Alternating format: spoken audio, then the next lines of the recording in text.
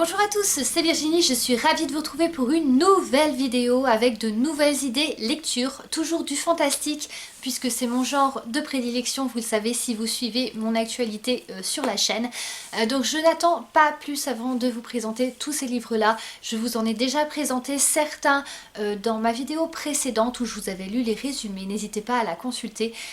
Et puis là, donc du coup, j'en ai lu d'autres, donc je vais vous faire un petit topo lecture et aussi sur mes nouvelles découvertes. Donc comme je vous le disais dans la précédente vidéo, mon dada en ce moment, ce sont des livres jaspés. C'est la nouvelle mode en fait, on les voit un petit peu fleurir un petit peu partout, que ce soit dans les librairies, que ce soit dans les magasins, donc je trouve ça vraiment de toute beauté. Il y en a qui ont des très très beaux jaspages, il y en a qui sont plus, on pourrait dire lambda, mais il y en a d'autres qui vraiment sont de vrais livres objets à avoir dans sa bibliothèque. Donc je vous avais présenté dans ma précédente vidéo ce livre là, donc avec un super joli jaspage comme ceci.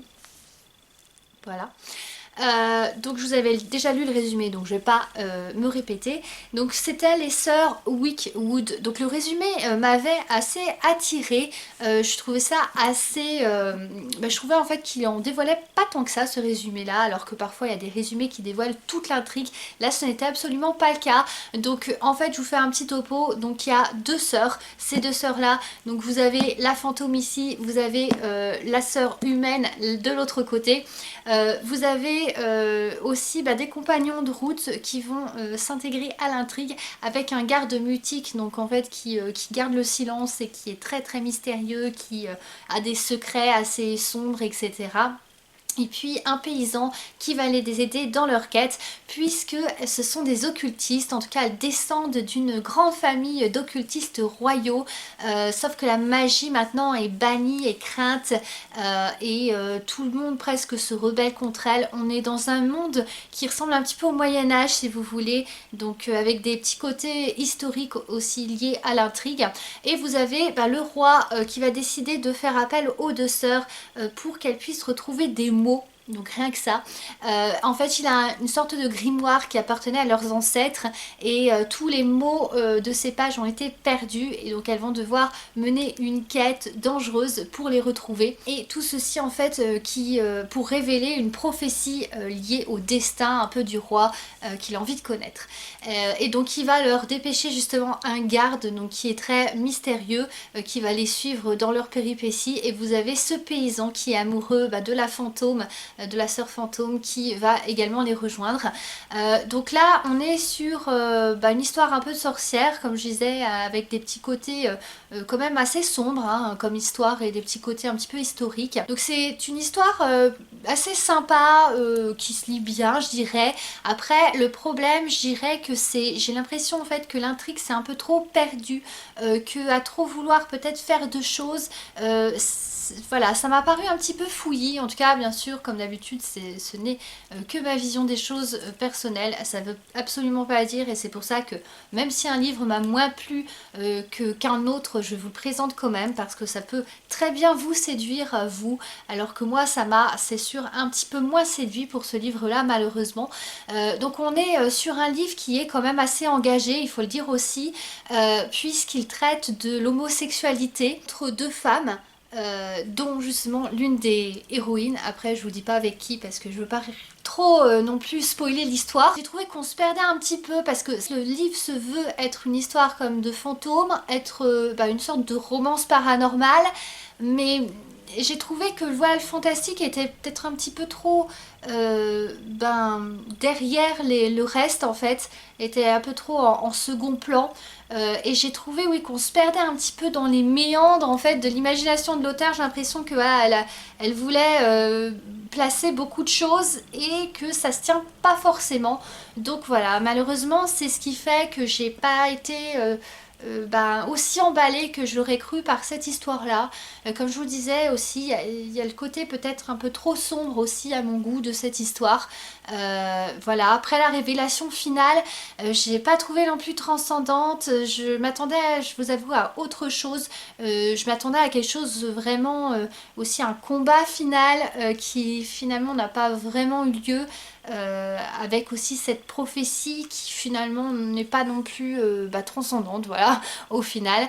Voilà, c'est un livre qui me laisse un peu perplexe, donc voilà. Mais quand même à découvrir si vous aimez ce genre de romance, et puis également le petit côté je dirais presque gothique, parce que là on est plus sur du gothique pour moi quand même que du fantastique. Donc ensuite j'ai lu Lee Blackwood. Je vous avais également lu son résumé dans ma précédente vidéo. Alors là il y a du lourd parce que j'ai vraiment adoré cette histoire. Alors c'est une histoire qui est là pour le coup qui s'apparente beaucoup, j'ai trouvé quand même, à Buffy contre les vampires, qui s'apparente aussi à la série Supernatural. Donc je ne sais pas si vous la connaissez, moi je sais que j'adore. Enfin il y a juste le côté horreur qui me gêne un peu, mais sinon j'adore l'intrigue. Donc là on retrouve vraiment ça, puisqu'on va suivre des chasseurs de créatures surnaturelles. Donc vous avez justement cette jeune fille Lee, accompagnée de sa grand-mère Mamie Gilda, qui est vraiment, donc il y a beaucoup d'humour, c'est aussi pour ça que j'ai apprécié ce livre là, qui est vraiment cocasse, voilà. Ils sont accompagnés, donc Lee et sa grand-mère, de deux amis à Lee, donc un garçon et une fille, et donc ils partent à chaque fois chasser du vampire, chasser des fantômes, etc. Donc c'est un peu comme des justiciers, donc je vous disais comme à la Buffy un petit peu, jusqu'au jour où Lee va se trouver en fait dans un manoir en essayant d'exorciser en gros un fantôme. Le fantôme va lui révéler quelque chose de très étrange, comme quoi il y a une sorte d'apocalypse en fait qui se prépare, et ce qui va être confirmé par l'attaque de vampires qui vont presque la tuer, et elle va être sauvée par un mystérieux homme surgi de nulle part. Il se trouve que cet homme là, elle va le rencontrer plus tard, il va se joindre à eux dans leur lutte contre les forces des ténèbres, et puis il cache des sombres secrets lui aussi. Il serait pas totalement humain, mais on sait pas trop ce qu'il est. Même à la fin du livre, il y a encore son lot de mystères, donc comme quoi on garde vraiment le suspense jusqu'à la fin. Voilà, j'ai hâte aussi de lire la suite pour ça, pour découvrir un petit peu tous ces secrets.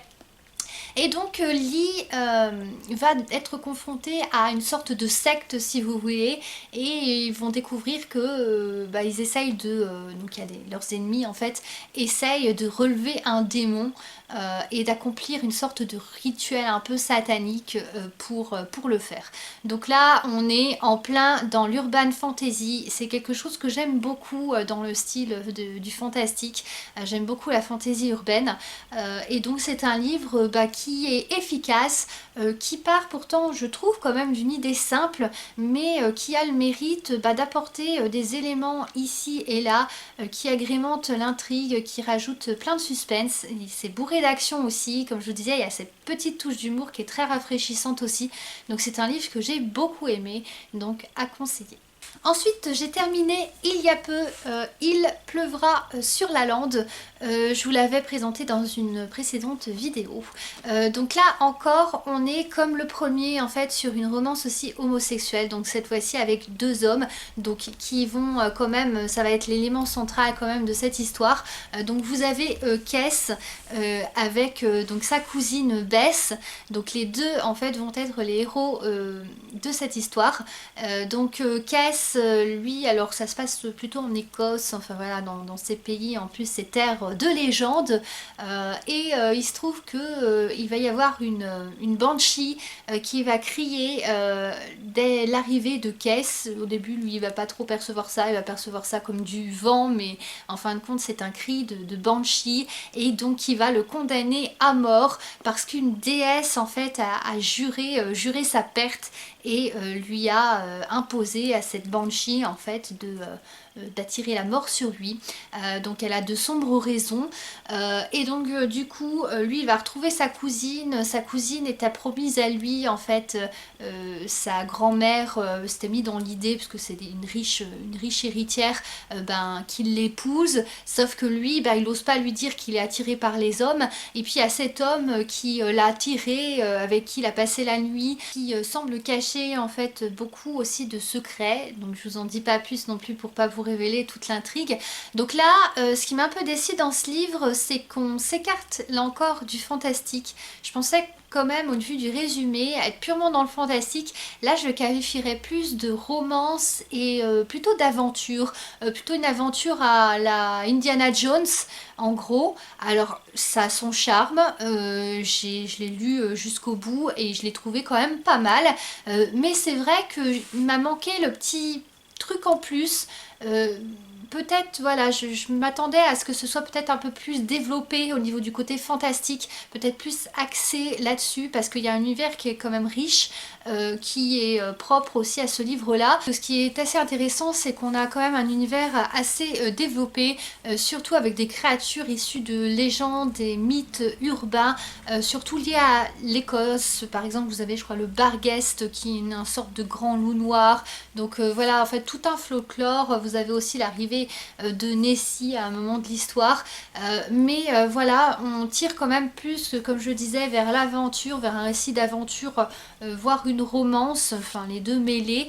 Il va y avoir aussi toute une quête en fait qui va se mettre en place, puisque les deux cousins, accompagnés donc de deux vampires mercenaires qui vont protéger en fait Kess de la mort, et puis accompagnés aussi d'une sorte de groupe d'élite de chasseurs humains par contre, mais qui chassent les créatures surnaturelles. Donc toute cette petite équipe va traverser le monde en passant par la France, en passant par Chypre, en passant par la forêt amazonienne, etc. pour essayer de trouver un objet parce qu'il y a une sorte de secte en fait humaine qui veut réveiller un démon, et donc pour les empêcher d'effectuer ce rituel là, il leur faut trouver un objet qui est très bien caché. Donc il y a des sorcières aussi, donc voilà, il y a vraiment un folklore développé.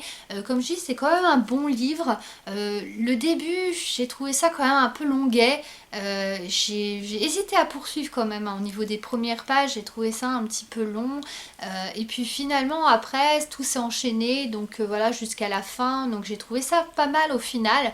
Par contre, comme je disais, voilà, petit bémol sur, pour moi, le manque de fantastique, alors qu'on reste quand même dans un univers justement fantasy avec ces vampires, etc. Je pense, aimé en savoir plus. Donc il y a 3 autres tomes, je sais pas si je les lirai, je sais pas encore, parce que j'ai aussi beaucoup d'autres choses aussi dans ma palle. Donc quand c'est les livres qui m'embarquent mais sans plus, je sais pas trop, mais en tout cas voilà, c'est quand même un bon livre, mais il m'a manqué le petit quelque chose en plus pour vraiment que ce soit un coup de cœur. Donc à conseiller quand même. Ensuite, je suis en train de lire, donc je n'ai juste lu que quelques pages pour le moment, Demigods Academy. Je suis pas sûre que je vous l'avais présenté celui-là, donc je vais vous lire le résumé. Le jour de leurs 18 ans, les jeunes du monde entier reçoivent en cadeau pas comme les autres, une boîte magique envoyée par les dieux. Personne ne sait vraiment ce qu'il y a à l'intérieur car les appelés disparaissent aussitôt de la circulation. D'après la rumeur, ils sont invités à rejoindre l'armée des dieux, des foutaises si vous voulez mon avis. Moi je suis Mélanie Richemont.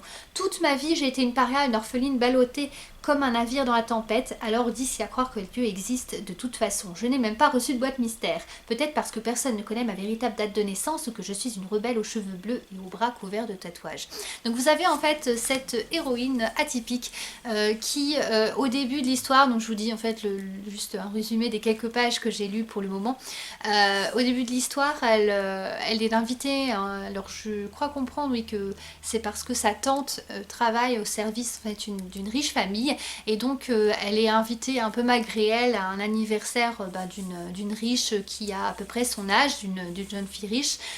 Et là, cette jeune fille en fait est persuadée justement de recevoir son invitation pour l'Académie des dieux.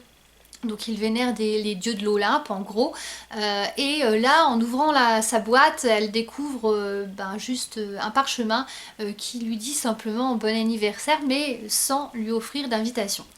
Sauf que du coup n'en ayant plus rien à faire et étant très déçue, elle va jeter littéralement la boîte à Mélanie, à l'héroïne de l'histoire, et puis elle va lui dire de lui en débarrasser, et en fouillant dedans elle va trouver, alors est-ce que ça lui était destiné, est-ce que c'était destiné plutôt justement à la jeune fille riche Ça, pour le moment, on ne sait pas. Mais en tout cas, elle va trouver une invitation qui était bien cachée dans la boîte.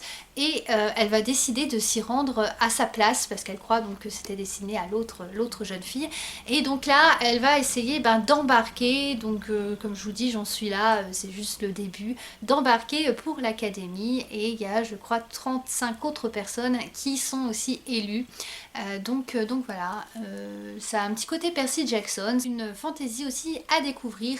Le livre est en soi assez rapide à lire, hein, puisqu'il comporte 200 et quelques pages seulement. Comme d'habitude, je vous dirai ce que j'en ai pensé quand j'aurai lu. Après, il y a 3 autres livres que je me suis procurés. Donc le premier, c'est Un pacte avec le roi elfe. Je vous l'avais dit dans une de mes précédentes vidéos, j'avais fait l'acquisition du 2e tome parce que c'était vraiment le jaspage de toute beauté qui m'avait attirée. Et là encore, on a un jaspage qui est vraiment magnifique. Et donc du coup, je vous lis son résumé parce que je ne pouvais pas commencer le 2e sans forcément lire le premier. Donc voilà, je vous lis tout de suite. Les elfes ne viennent dans notre monde que pour 2 raisons, la guerre et les épouses. Dans les 2 cas, leur apparition est synonyme de mort. Il y a 3000 ans, les humains étaient les proies de races puissantes pratiquant la magie. Heureusement, un traité fut signé, une barrière entre les mondes érigée.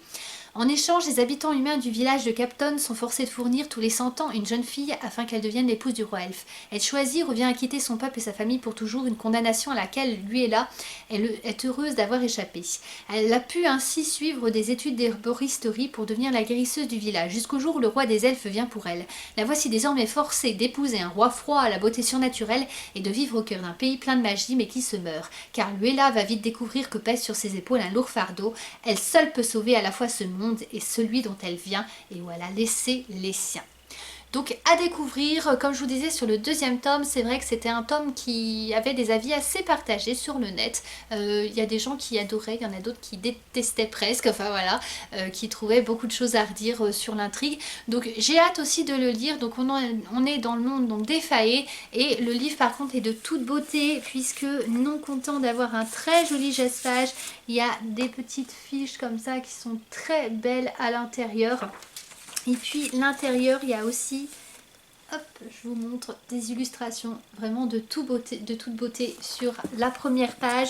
Et sur la dernière, c'est la même, donc voilà.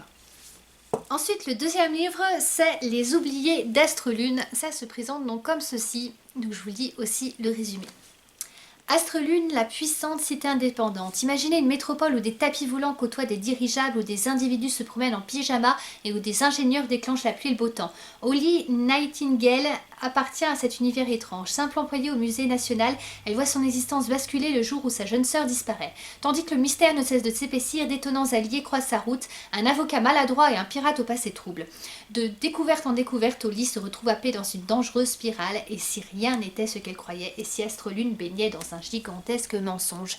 Donc il y a un petit côté, on dirait steampunk, c'est ce que laisse penser un petit peu la couverture, et c'est ce que laisse penser surtout, puisqu'il y a des petits rouages et un dirigeable, et aussi la 4e de couverture ainsi que le résumé. Donc j'ai hâte aussi de découvrir ce livre-là. J'en avais entendu parler, enfin j'avais vu passer du moins sur le net, donc hâte de voir ce que ça donne et de vous donner mon avis. Et ensuite le dernier livre, il m'a fait de l'œil aussi parce que je trouvais que le jaspage était magnifique. Le résumé comme ça me disait rien par contre. Et donc là c'est une intégrale, donc avec un jaspage de toute beauté. J'adore vraiment. Vraiment très beau. Et c'est les sœurs Carmine, l'intégrale. Donc c'est un gros pavé puisqu'il fait près de 700 pages. Donc je vous lis tout de suite aussi le résumé. Grisaille, sinistre cité gothique où les mœurs sont plus que douteuses. On s'y trucide allègrement, surtout à l'heure du thé, et 8 clans d'aristocrates aux dons surnaturels conspirent pour le trône. Dans cette atmosphère où la mort est aussi banale que divertissante, les 3 sœurs Carmine tentent de survivre au complot, aux sombres secrets de famille et aux créatures de la nuit. Mérine, montant l'air maladroite, court les toits et cambriole les manoirs pour gagner sa vie. Tristabelle, la belle sociopathe, ne rate jamais un bal ni l'occasion d'éliminer ses rivales. Dolorine, la petite dernière, converse avec les fantômes en compagnie de Monsieur Nix, sa peluche maléfique. Toutes 3 vont vivre des aventures rocambolesques et surprenantes. Donc Ariel Holtz nous offre une peinture exquise de grisaille et de ses étranges habitants, le tout sur un ton grinçant plein d'humour et de cynisme, une lecture fraîche comme la brune, aussi des opulentes qu'une exécution publique et qui plaira aux jeunes comme à celles et ceux qui se rapprochent de la tombe. Donc voilà, il a l'air d'avoir un petit humour noir, à découvrir également. Ça a l'air d'être une sorte de conte un petit peu gothique, un petit peu à la Mercredi Adams, j'ai l'impression, donc à voir, je vous dirai aussi ce que j'en aurais pensé quand je l'aurai lu. Donc voilà, c'était tout pour cette vidéo, j'espère qu'elle vous aura plu. Comme d'habitude, n'hésitez pas à laisser vos impressions, vos commentaires, s'il y a des livres que vous voudriez me faire découvrir ou présenter, s'il y a des livres qui vous font de l'œil parmi ceux que je vous ai présentés aussi dans cette vidéo ou dans d'autres, n'hésitez pas, c'est avec plaisir que je vous lirai, que je vous répondrai. Merci d'avoir visionné cette vidéo, n'oubliez pas de vous abonner pour suivre les prochains contenus sur la chaîne. Salut à tous!